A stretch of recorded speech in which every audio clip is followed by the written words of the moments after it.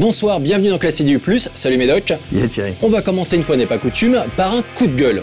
Eh ouais, la 3DS est sortie là vendredi dernier, je sais pas si vous avez remarqué un truc. Ouais. Est-ce que tu as remarqué un truc? J'ai remarqué un truc. Quoi donc?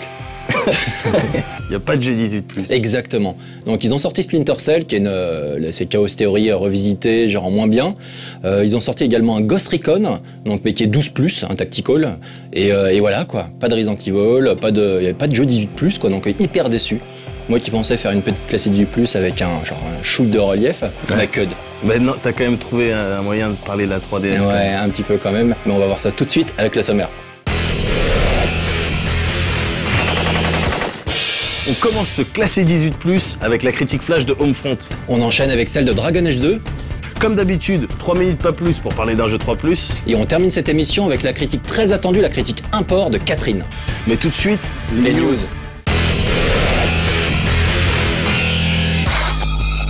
Strange visions. Tiens, encore un trailer présentant un des nouveaux personnages de Mortal Kombat. On commence à avoir l'habitude. Et aujourd'hui, on a la chance d'avoir Raiden, le dieu de la foudre, accessoirement joué par le cultissime Christophe Lambert au cinéma. Ce nouvel épisode de la licence créée par Midway et Ed Boon, toujours présent, ressemble quand même un petit peu à Street Fighter.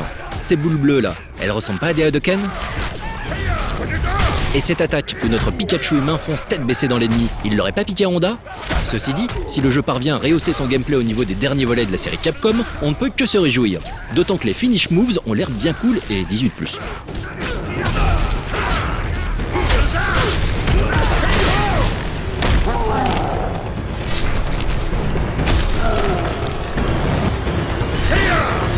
Et quand on parle de 18+, on pense bien sûr à Kratos, qui fait ici ses premières apparitions gameplay.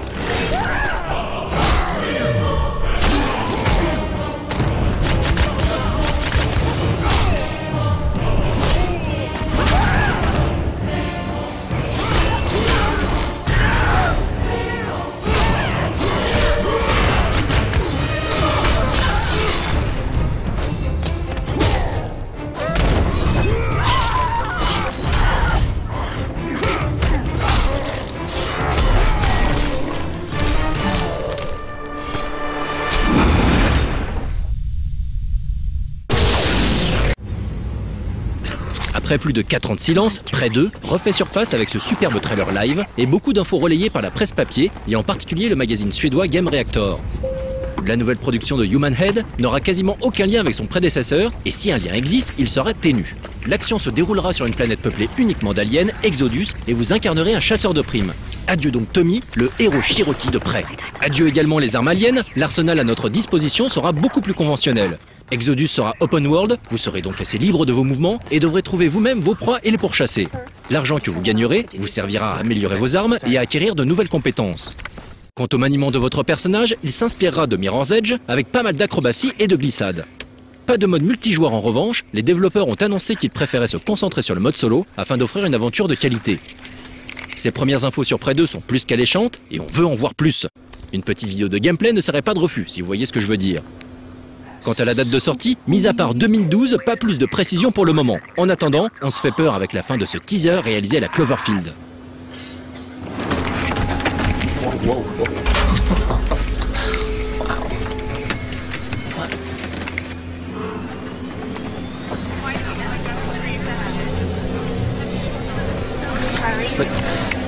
Charlie, get over here. Yeah, I'm coming. What is that? Get over here.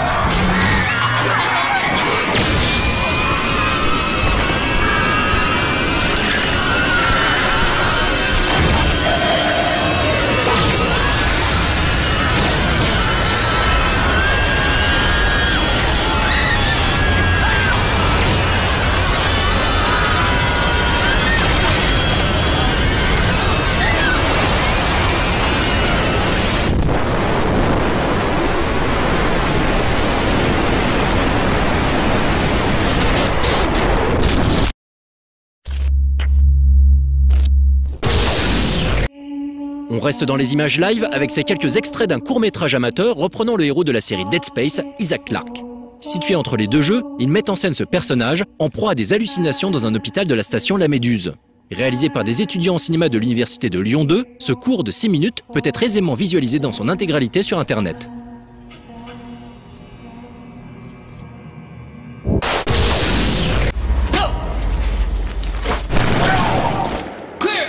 Visible depuis quelques semaines, on profite de la news précédente pour vous renvoyer sur Internet afin de jeter un œil au superbe court-métrage Killzone Extraction.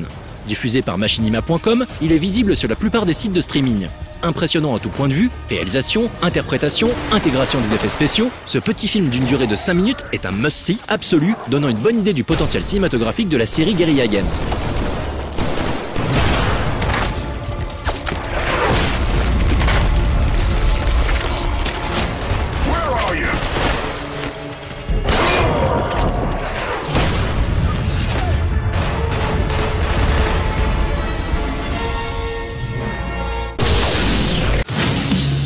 On va maintenant laisser la parole à Randy Pitchford, le big boss de Gearbox en charge de Duke Nukem Forever, qui a quelque chose à nous dire.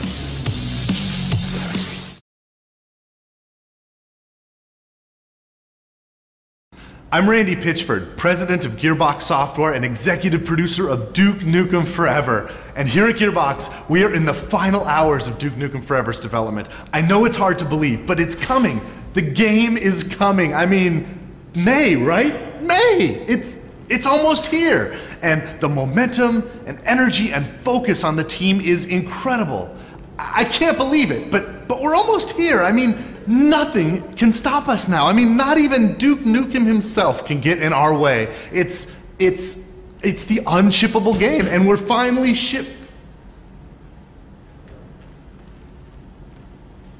What? Is this some kind of a joke? Come on, it's not even April 1st. Why am I always the last guy to find out about this stuff? This is bullshit. This is bullshit. Et ben voilà, si ce n'est pas une blague foireuse, Gearbox a trouvé une façon intelligente et rigolote d'annoncer ce que tout le monde n'osait redouter, Duke Nukem Forever est repoussé. Bon, d'un petit mois seulement, alors si ça leur permet de nous sortir une petite bombe, qu'ils prennent leur temps. On veut bien qu'ils sortent en fin d'année s'il le faut, en 2012 même. Yeah, but after 12 years, it should be. La suite du sympathique beat'em all ultra gore, The Dishwasher Dead Samurai, sorti début 2009 sur le XBLA, s'apprête à remettre le couvert début avril. Les graphismes promettent d'être toujours aussi stylisés, avec un goût prononcé pour les grandes gerbes de sang. Cette suite sera comme l'épisode original, jouable à 2 en local ou en ligne, et proposera un mode campagne doté de 13 niveaux, ainsi qu'un mode arcade qui permettra de se confronter aux performances des autres joueurs sur le live.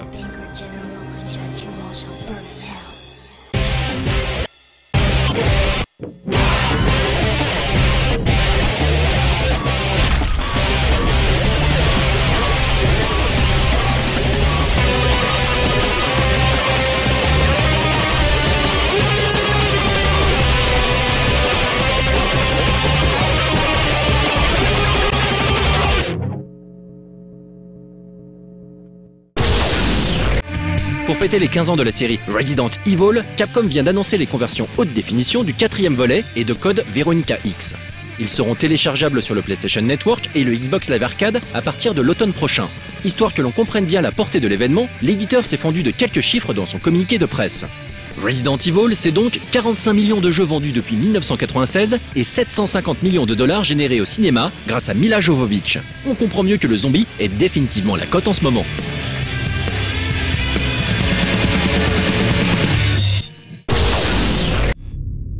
DICE poursuit sur sa lancée et nous assène une nouvelle vidéo de gameplay du prochain Battlefield 3. Développé à partir du moteur Frostbite 2, créé en interne par le studio suédois, le jeu tirera également parti de techno propres à Electronic Arts, comme le système d'animation utilisé sur les derniers titres EA Sports. Le résultat est là, totalement bluffant. Évidemment, ça sent le script à plein nez, mais pour le coup, c'est du script qui dépote. Let's go. Cover to cover. We'll draw them out. Ready. Moving. Moving. Going. Go. Moving. Going.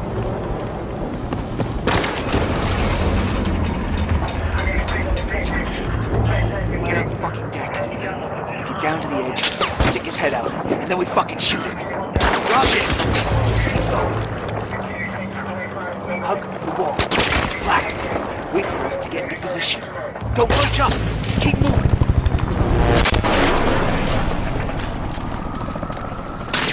Black now.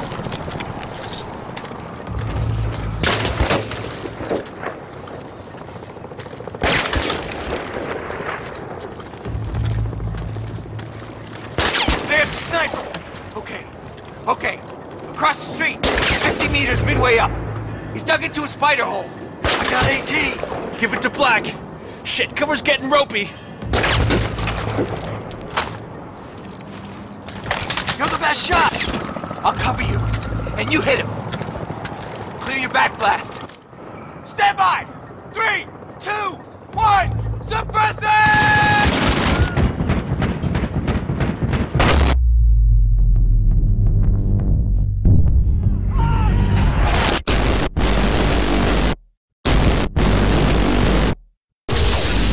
Bon, on vient de terminer les news avec la petite news là sur Battlefield 3. Ouais. On a pas mal de gens à la rédac qui jouent énormément à Battlefield Bad Company 2. Ouais. Donc celui-là est quand même sacrément suivi, on va dire, par 50-70% de la rédaction.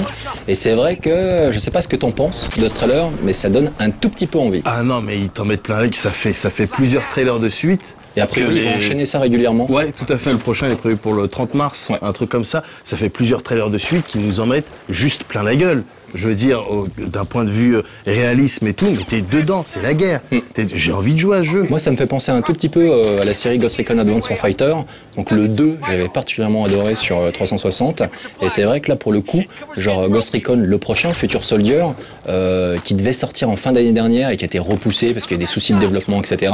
Donc pourrait éventuellement, si tout va bien, sortir en même temps que Battlefield 3. Ce qui pourrait donner lieu à genre une sorte de petit battle, tu genre de m'étonnes. licence ultra intéressant, Ouais. sur 2 titres qui non seulement promettent graphiquement, mais en plus seraient susceptibles d'apporter des petites features en termes de gameplay qui permettraient de faire évoluer un petit peu ce truc avec des suites en pagaille comme on a l'habitude, quoi. Ouais, tout à fait. Et à propos de suite, bah c'en est pas une, la prochaine critique. Ça, Bah c'est non. suffisamment rare pour être Mais précisé. ouais, ça reste du FPS quand même. C'est du FPS, c'est Homefront, on vous en avait parlé pas mal avec un reportage, c'est le blockbuster des THQ. Donc bon, on va voir ce que ça donne, c'est pas gagné.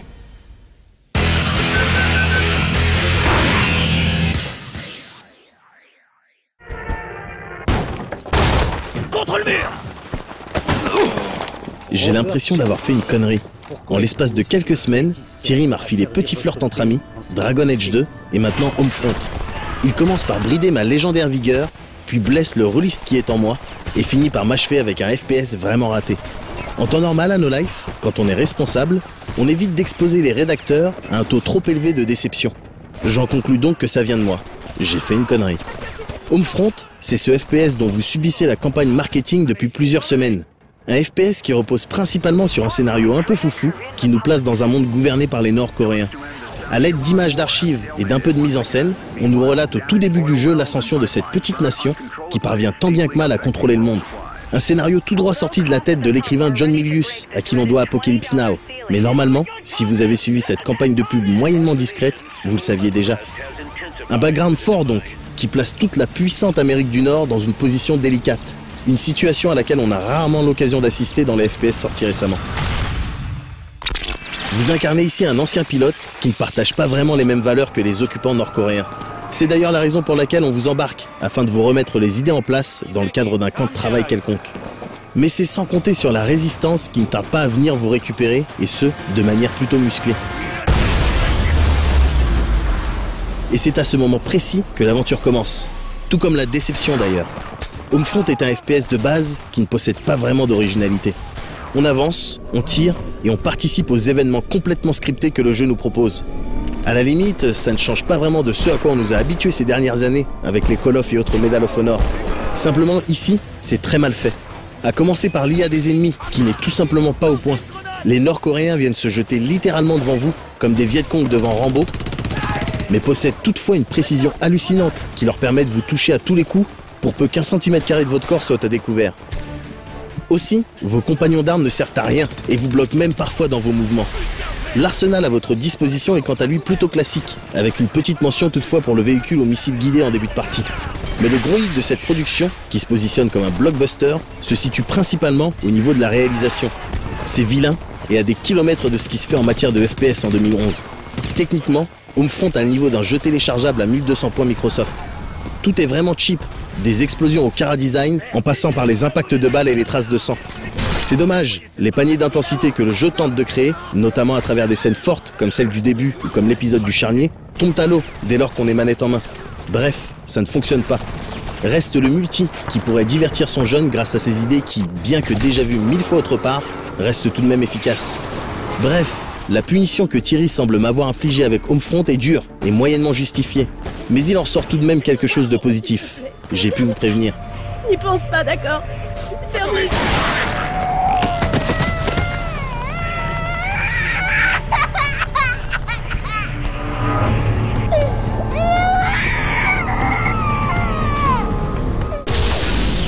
Alors comme tu as pu le constater Thierry, il y avait un petit peu de déception. Un peu, là, ouais. On vient d'en subir un peu. Et on n'en a pas terminé avec ce feeling là. Ah non, c'est la critique Dragon Age 2 là, on va pas faire ça. Ouais. C'est BioWare, c'est la suite d'un titre qui était quand même sacrément bon. Et c'est la raison pour laquelle il y a ce petit feeling de... Parce que c'était attendu en fait. C'était fucking attendu. Et voilà, des fois ça passe. Mass Effect 2, tu vois. Ouais. Des fois ça passe C'est moins. bien. Dragon Age 2. Donc, mais vous allez pouvoir le constater avec la critique.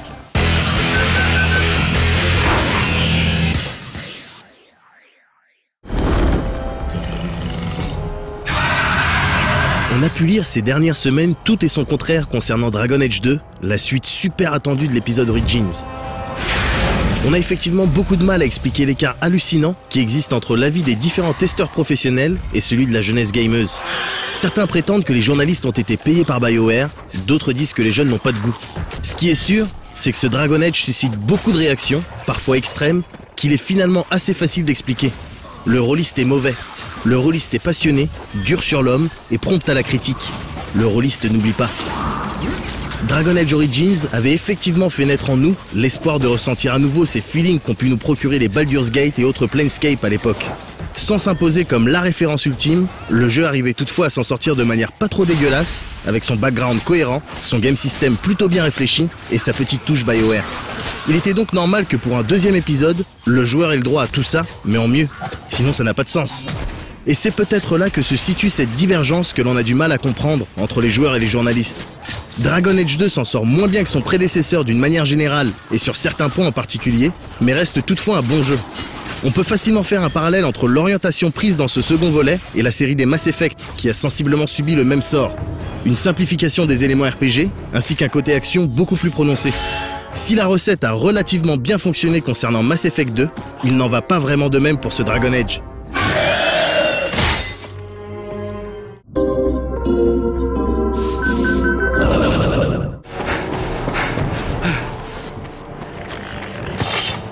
L'histoire de Dragon Age 2 débute peu de temps après la mort du roi Kailan, pendant la mise à feu et à sang de Lothering par les Engeances, et donc pendant l'épisode Origins.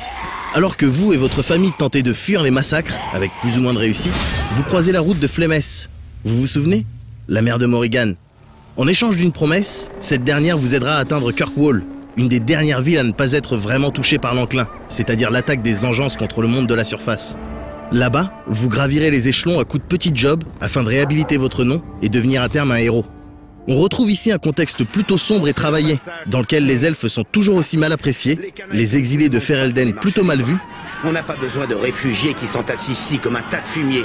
Et les tensions entre les mages ou apostats et le reste de la population carrément palpables. Les intentions des Engeances sont claires, contrairement à celles des mages. Les PNJ ne manquent d'ailleurs pas de nous rappeler pratiquement à chaque quête que la magie, c'est le mal.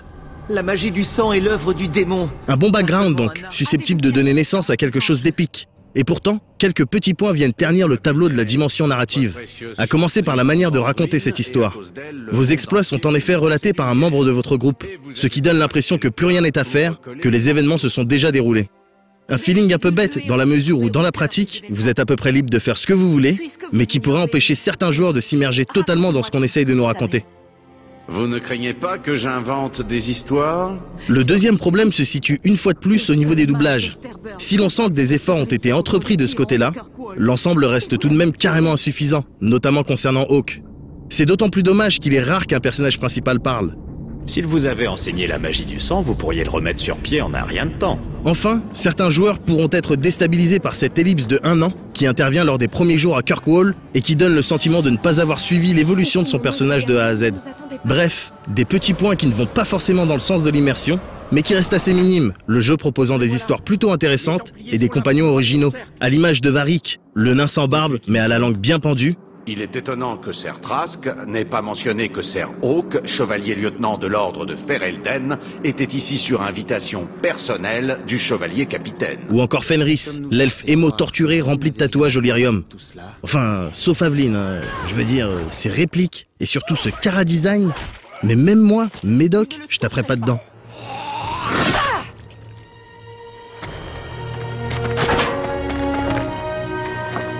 Ils ne te toucheront pas. Pas tant que je vivrai.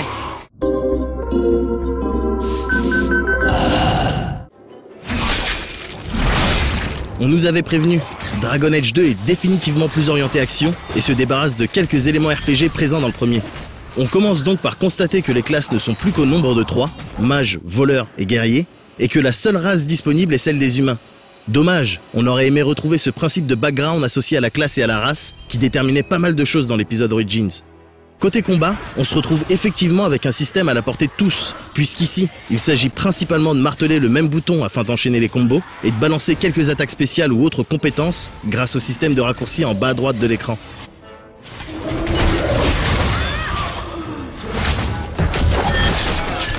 Il est toujours possible de switcher de personnage et de mettre en pause le combat grâce à la roue d'action qui permet de donner des ordres à ses camarades, d'utiliser une potion, un poison ou tout autre talent et compétence. Les ennemis arrivent par vagues et peuvent spawner devant vos yeux.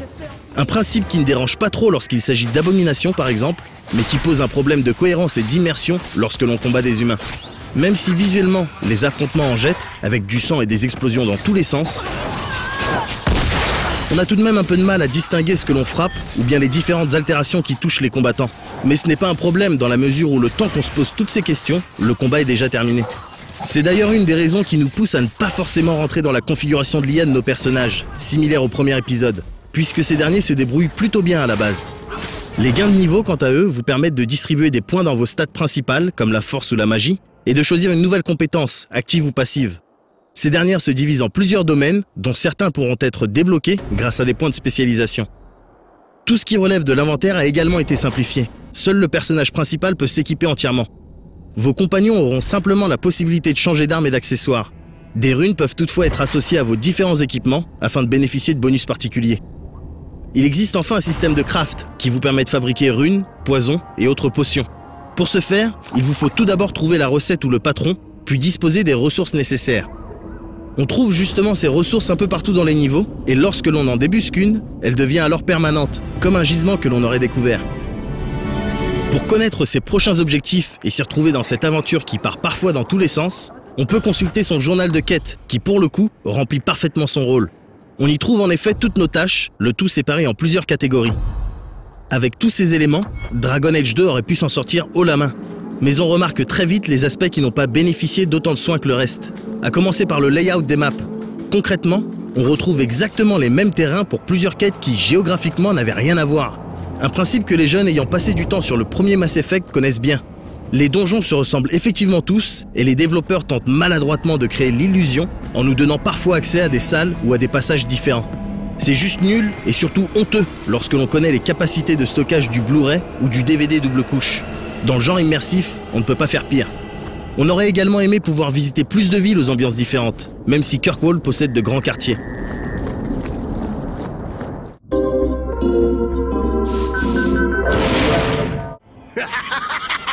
Vous m'avez frappé pour la dernière fois, sale raclure d'humain. Voilà pourquoi Dragon Age 2 Rise to Power fait tant parler de lui. Parce que comme à l'école, on a envie de lui dire qu'il avait des capacités et qu'il aurait pu mieux faire. Parce que sur certains points majeurs comme l'immersion, la suite fait bien moins que son prédécesseur. Un sérieux handicap pour un RPG. Parce que d'un point de vue réalisation, on ne sent pas une nette amélioration par rapport à l'épisode précédent, même si ce dernier était déjà un peu vilain. Bref, Dragon Age 2 déçoit parce qu'il n'est pas largement meilleur que Dragon Age Origins, loin de là. Et d'une certaine manière, c'est juste inacceptable. La touche BioWare est pourtant présente, avec ce système de dialogue qui, même s'il donne parfois lieu à des conversations bizarres, permet de régler des situations de plusieurs manières. La dimension épique est aussi difficilement perceptible. Dans le premier, on buvait du sang d'engeance, on sortait des apostats et on se fritait contre un pur dragon pour sauver Ferelden. Là, on fuit, on s'occupe de sa mère, on fait des jobs de petites mains et on traîne avec Aveline. On comprend la démarche de BioWare qui vise à attirer un plus grand public, notamment grâce au côté action plus prononcé. Mais dans son initiative, le développeur a peut-être trop délaissé cette fanbase qui attend toujours de retrouver dans ce domaine qu'est l'heroic fantasy, un RPG occidental capable de nous faire complètement vibrer, comme à l'époque. Espèce de monstre sans âme!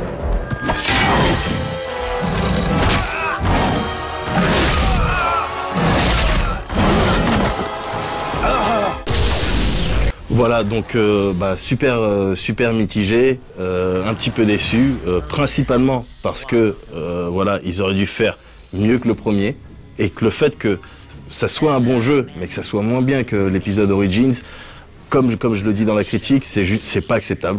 Voilà. Et puis aussi un autre petit point que j'ai oublié d'évoquer, mais qui énerve, c'est à la sortie du jeu. Voilà, t'avais déjà 2 DLC. C'est systématique ça maintenant, ouais. Ils font ça de plus en plus. Bah, en gros, ils enlèvent du contenu qui est la plupart du temps déjà sur le DVD ou sur le Blu-ray, etc. Et donc du coup, t'as juste à l'activer avec un code et hop, t'as accès à ce contenu qui est déjà dans la galette, sauf qu'il faut payer en plus. C'est ça, ça fout les nerfs. 6 ou 7 €, une connerie comme ça. C'est le genre de truc vraiment qui très agaçant. Qui me file la gerbe. Ouais. Voilà. Mais bon, vas-y, détends-moi Thierry. Ah bah là c'est parti, là. C'est le premier 3 minutes pas plus en 3D relief. Ah bien. Si c'est pas la classe, tout de suite, 3 minutes pas plus.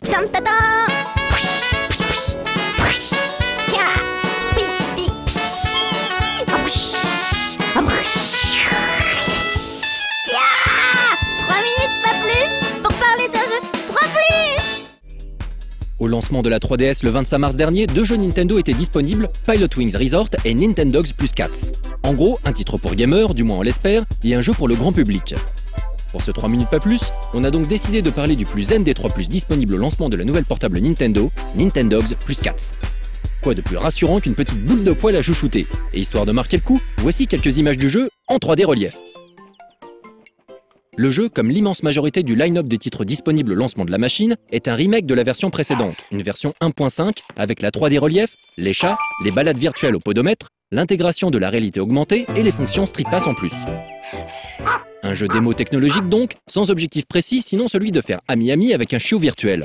Pour le coup, la 3D relief fonctionne bien et il est difficile de ne pas avoir un mouvement de recul la première fois que votre animal tente de vous lécher le visage. Parce que ça, c'est vraiment un truc que j'ai jamais pigé. Les gens qui se lavent le visage à l'aide d'une langue de chien, c'est juste, comment dire, c'est sale quoi. On pourra donc interagir avec son chien en le caressant à l'aide du stylet, en le nourrissant, en le toilettant, en jouant avec lui avec les objets achetés et en l'entraînant à être un bon chien. Assis, couché. La reconnaissance vocale est au top et permet sans mal de passer pour un fou dans le métro. Et désormais, grâce aux caméras de la 3DS, votre chien pourra même vous reconnaître et tenter de vous lécher le visage. Couché. Une fois votre animal alerte et discipliné, il pourra participer à des concours jusqu'à 2 fois le même par jour, comme le lancer de disque, la course au leurre ou l'obéissance. Ce dernier nécessite d'utiliser les cartes de réalité augmentée fournies avec la console afin de faire apparaître votre animal chez vous, sans qu'il foute un bordel pas possible. À l'aide de ces concours, vous pourrez vous faire un peu d'oseille sur son dos afin d'acheter un chat. À ses gadgets, ce dernier ne peut pas apprendre de tours et vit sa vie à son rythme. À ce niveau, le jeu est plutôt réaliste. Un truc quand même, le chat adore dominer son environnement. Alors pour le rendre heureux, il faudra acquérir des meubles qu'il pourra escalader. Un chat happy est un chat qui vous ramène des cadeaux et non des oiseaux morts, et qui pourra même accepter de jouer avec votre chien. Pour revenir au chien justement, ce dernier pourra être baladé afin qu'il fasse son pipi dans l'herbe, son caca que l'on ramassera dans un petit sac en papier, et il récupérera des cadeaux tout en faisant ami-ami avec les chiots d'amis rencontrés. L'activation du Street Pass permettra aussi de récupérer des cadeaux, d'échanger des photos, d'aller jouer au parc avec un mi-croisé et son chien-chien, ou encore de débloquer de nouvelles races dans le chenil. À propos de races de chiens, sachez que ce Nintendogs plus Cats sera disponible en 3 versions, Golden Retriever, Bulldog français et Caniche Toy, mais que toutes les races seront finalement accessibles grâce au Street Pass justement. Un titre complet et bien foutu, étonnamment réaliste et addictif pour le public visé, qui répond à la volonté de Nintendo de faire en sorte que votre 3DS ne quitte jamais votre poche. Bon maintenant, on arrive quand même à la conclusion de cette émission, classée 18+, et on a quand même conservé un morceau de choix. Donc Catherine, on a eu l'occasion d'en parler un petit peu dans les news 18+, et c'est un titre Atlus qui était censé être un petit peu un RPG. Tu avais été déçu là-dessus, parce qu'en fait, ça n'est pas réellement. Ouais, on s'était simplement enflammé. Tu sais, tous les fans de la team Persona, tout ça, on s'était enflammé parce qu'évidemment, on avait entendu parler de la team Persona qui était sur un nouveau projet. On avait vu le car design. Le personnage, en l'occurrence le personnage principal de Catherine, qui s'appelle Vincent, un truc comme ça. Tu pouvais le voir dans Persona 3, il me semble, ou Persona 4, un truc comme ça. Donc évidemment, on s'attendait, je veux dire, Team Atlus, ce personnage-là, on s'attendait, voilà, à un RPG. Ça n'a pas été le cas, mais c'est pas grave. Mais néanmoins, ouais, ils ont orienté le truc un peu plus puzzle game, mais en même temps avec un petit côté dating sim. Et donc ça fait un mix, genre clairement déstabilisant, mais pour le coup, genre dans une émission comme 18+, où on enchaîne les suites avec D2, D3, etc. dans tous les sens, bah ça fait du bien d'avoir un titre original comme ça. Donc on espère maintenant, le jeu a été confirmé au niveau de sa sortie pour les US. Pour la France, pas de news pour le moment, mais en tout cas on croise les doigts. Et tout de suite, la critique import.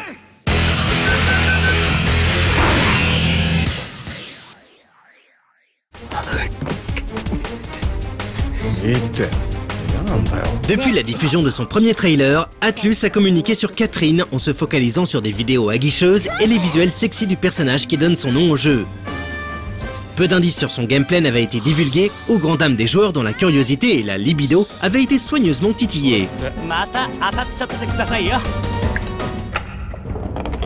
Premier jeu en HD conçu par l'équipe à l'origine des Shin Megami Tensei, Persona 3 et 4, on s'attendait à se retrouver face à un nouveau RPG. Surprise, il n'en est rien.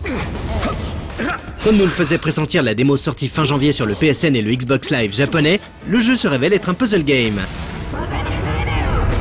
En fait, et après avoir terminé cette version import sur 360, Catherine pourrait se décrire comme un curieux mélange entre une visual novel, genre typiquement japonais de roman interactif, et un puzzle game hardcore à tendance horrifique. Rien que ça laisse présager un jeu assez barré. Mais voyons concrètement de quoi il en retourne.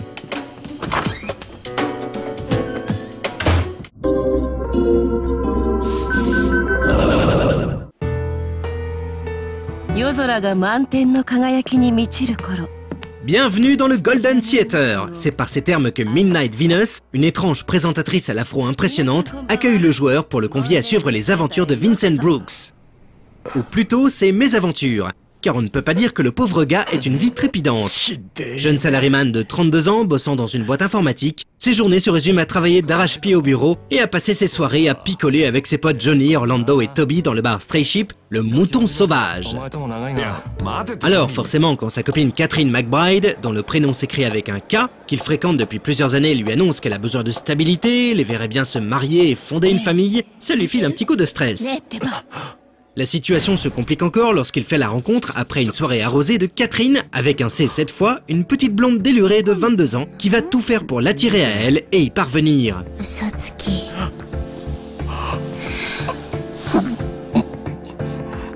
Bref, Vincent va se mettre à paniquer et culpabiliser, alors que tout autour de lui, une série de décès inexpliqués semble frapper les hommes dans leur sommeil. Bien chamboulé psychologiquement par ces événements, Vincent se met à avoir des cauchemars récurrents, où, entouré de moutons parlants, il doit soulager sa conscience et gravir d'immenses édifices piégés qui se désagrègent sous ses pas. Le problème, c'est que pour une raison inconnue, s'il ne réussit pas à sortir de ses cauchemars, il risque bien de ne jamais se réveiller, et là, bien entendu, c'est à vous de l'aider.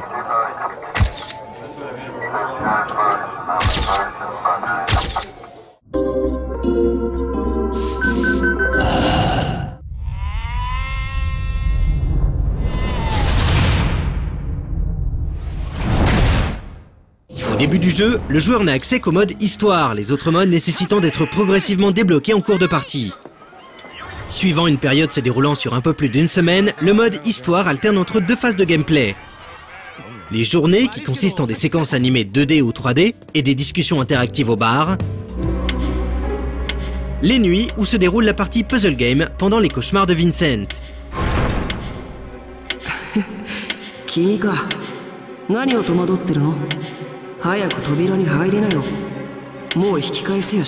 Typiquement, chaque journée démarre par le réveil de Vincent et son départ pour le boulot.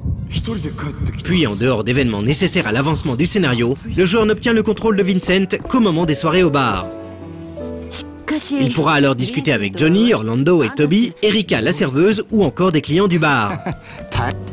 Chacune de ces interactions pourra influencer un compteur de vices de Vincent, faisant basculer la balance du côté angélique ou du côté démoniaque selon ses actions. Omniprésent, le téléphone portable servira d'interface au joueur, lui permettant de sauvegarder sa partie à n'importe quel moment. À intervalles réguliers, Vincent recevra des SMS de Catherine K ou Catherine C. Il lui faudra alors choisir quelle réponse donner, rester évasif, éluder les questions ou carrément snober l'une ou l'autre. Cela influencera le déroulement du scénario et la fin que l'on pourra obtenir. A noter aussi que certains messages de Catherine C seront accompagnés d'images que Vincent préférera visualiser seul ou dans l'intimité des toilettes du bar. C'est aussi sur son portable que sont affichés les trophées récoltés pour la résolution de chaque série de puzzles. Les puzzles, justement, constituent la partie nocturne se déroulant pendant les cauchemars de Vincent. Chacune de ces phases est constituée de 3 à 5 niveaux, dont le dernier implique systématiquement d'échapper à un boss. Comme entreaperçu dans la démo, les puzzles consistent à chaque fois à atteindre le sommet d'une structure flottante constituée de cubes qui se détachent progressivement. Pour ce faire, Vincent peut pousser et tirer ces cubes, les gravir lorsqu'ils ne font pas plus d'un bloc de haut, ou bien encore s'accrocher à leur rebord. Les possibilités de jeu seraient vite réduites si ces cubes ne disposaient pas d'une propriété spécifique. Ils collent tant qu'ils restent au contact l'un de l'autre par une face ou une arête.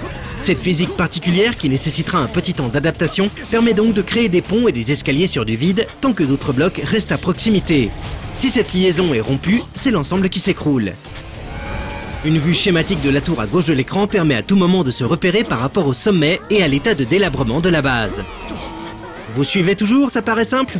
Eh bien, ça l'est. Sauf que très vite apparaissent en plus des blocs mortels qui empalent le joueur, tombent en poussière, explosent ou encore le font glisser dans le vide, de quoi bien corser les choses.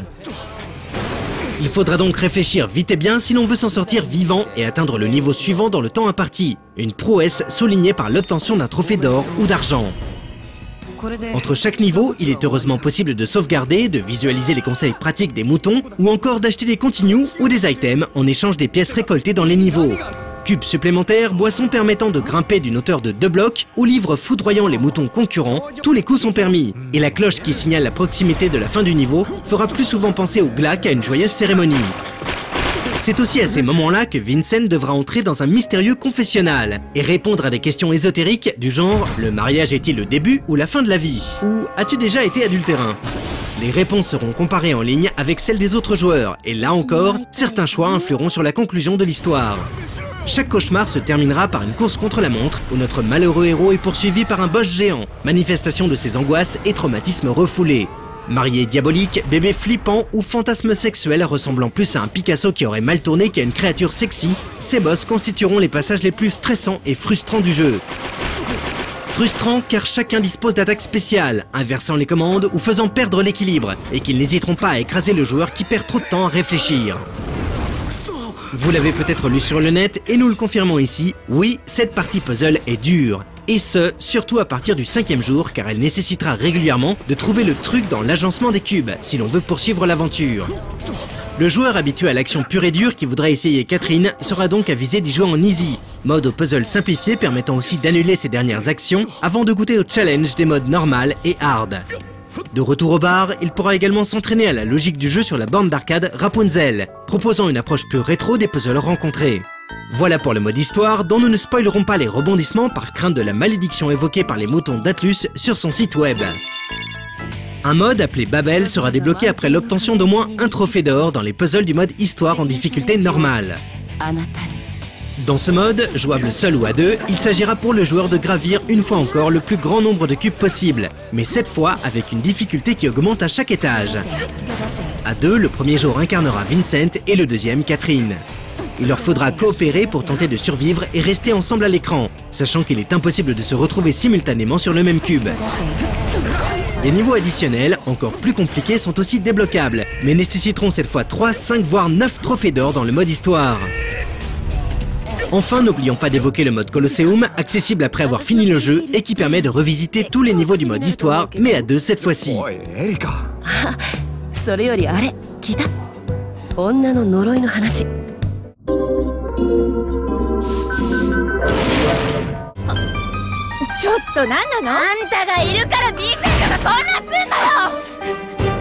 Sur le papier, Catherine avait tout pour lui. Des cinématiques 2D animées par le renommé studio 4 degrés C dont parle fréquemment Katsuka, des graphismes 3D en cel shading très réussis, une ambiance musicale signée Meguro Shoji, mélangeant avec brio des remixes de musique classique et des compositions inédites, sélectionnables d'ailleurs sur le jukebox du bar, et surtout un thème unique et très original pour un jeu vidéo, les angoisses et frustrations masculines lors de la crise de la trentaine, ici abordées sous l'angle judéo-chrétien, mais par une équipe japonaise.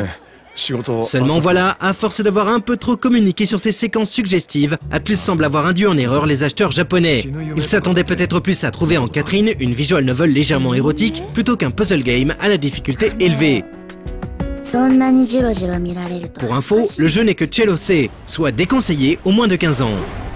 En effet, c'est plus par son imagerie dérangeante, son importante consommation d'alcool et son approche d'un thème adulte que par sa nudité uniquement suggérée qu'il s'ancre dans la mémoire du joueur. Concernant la difficulté, il est clair que le jeu s'adresse surtout aux joueurs recherchant des expériences de jeu différentes et n'ayant pas peur des challenges à la difficulté très old school, nécessitant de connaître par cœur certaines techniques. Pourtant, même en difficulté normale, les développeurs n'ont pas fait preuve de sadisme. Plusieurs niveaux contiennent des coussins permettant de regagner une vie à chaque tentative et donc de bénéficier en quelque sorte de continu infini sur certains passages. Il incombera par contre aux joueurs de gérer intelligemment ses sauvegardes.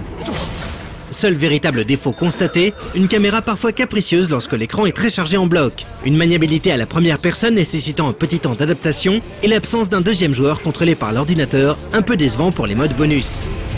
Au moment de l'écriture de cette critique, un patch vient de sortir permettant d'accéder à un mode Very Easy, où le nombre de vies récoltées est multiplié par 2 et où des boissons permettant de grimper 3 blocs à la fois sont proposées.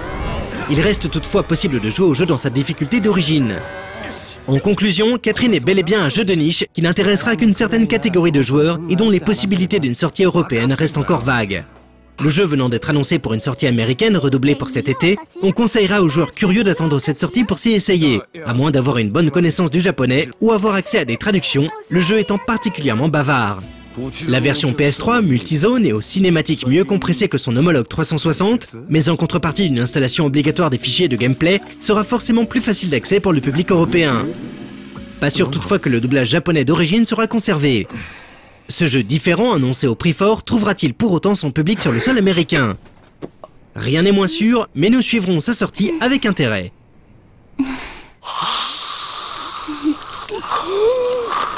Eh bien c'est terminé, quoi. Classé 18+, dans ces locaux, en fait, l'air de rien, donc vous verrez sans doute pas la différence. Vous ne verrez pas la différence, on aura toujours le même fond noir, etc. Mais on tournera la prochaine dans les nouveaux locaux de No Life, donc avec sans doute une sensation d'espace plus importante, même si vous ne la verrez pas, mais nous on en profitera quand même. Ouais. Et en plus, pour la prochaine émission, on a la critique de Crysis 2, qui logiquement devrait ne pas être décevant, et ensuite on aura également 3 minutes pas plus, un retour de Showtime, et puis bon, on approche du 1er avril, tout ça. Ah non, donc, faut pas spoiler la jeunesse. Faut pas spoiler. Mais non, je dis rien.